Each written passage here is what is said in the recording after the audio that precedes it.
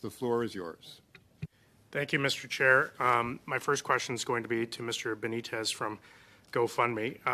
The Minister of Public Safety stated in question period on February 8th that, quote, any funds that would go towards undermining public safety, national security, or indeed our democracy will be taken with the utmost seriousness by our law enforcement as well as our intelligence community. He also stated that we all need to be seized with the landscape as it exists around foreign interference and any funds that may be used to undermine public safety. My question is, Mr. Benitez, when did the Government of Canada reach out to GoFundMe to ask about the funding that was going for the convoy? Thank you for the question.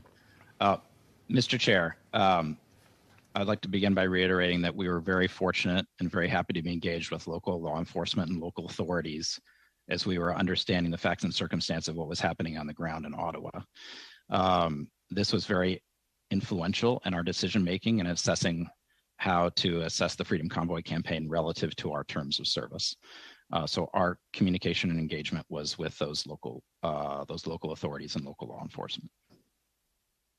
My question was, when did the Government of Canada reach out to you? We were not specifically outreached by the Government of Canada.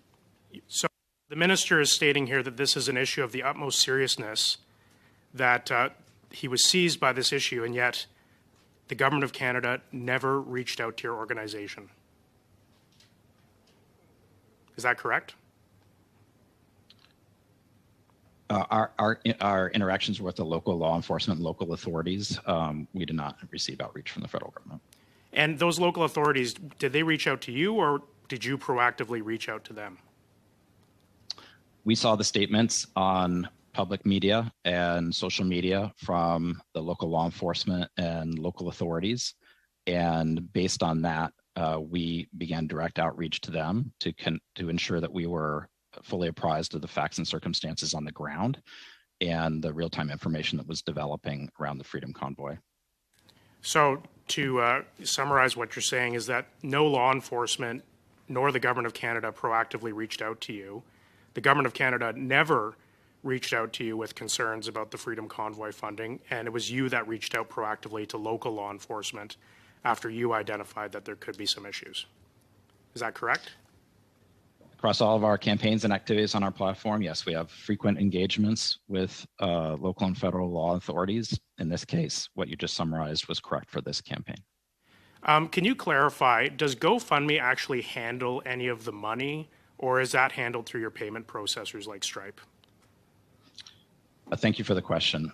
Mr. Chair, the funds, as mentioned in my opening statement, are not held by GoFundMe. Funds, donations to campaigns are processed by our payment processing partners. They are stored in accounts related to our campaigns that are managed by those payment processing partners. And then they are the ones who are dispersing funds in consultation with us out to the recipients of the campaigns. Thank you. And did you ever identify that there were anyone on a terrorist watch list in the United States or Canada or anywhere around the world that donated through GoFundMe, or any sort of organized crime elements?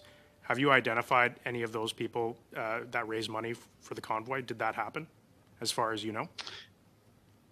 Thank you again for the question. Mr. Chair, we do extensive analysis on the activities that are happening on our platform. In fact, as our goal to be the most trusted platform in social fundraising, we actually believe that we operate in such screenings above and beyond what the regulatory climate requires of us. So we do extensive screening, including KYC and Know Your Customer for recipients of funds that are going to receive funds from GoFundMe via our payment processing partner.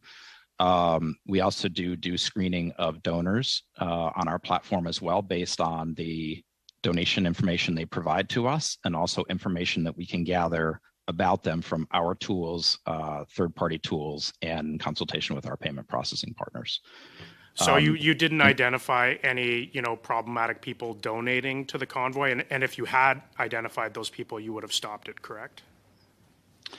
That's correct. If we were aware that there was something like that occurring, those folks are not welcome to participate on our platform. Those activities would have been prohibited, and we would have filtered that out. Any content that we believe was in violation of our terms of service is removed from our platform, whether that's a fundraiser or whether we believe that is an inappropriate donation. And in this campaign, as part of our normal filtration activity, our tools did flag some behavior that we deemed unacceptable, and we did remove some donations.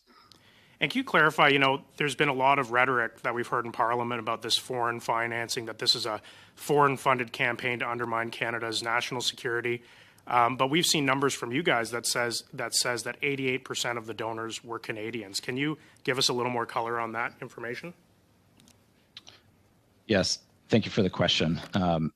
Mr. Chair, as I mentioned in my opening comments, our records here at GoFundMe show that 88% of donated funds to the Freedom Convoy campaign originated in Canada, and 86% of the donors were from Canada.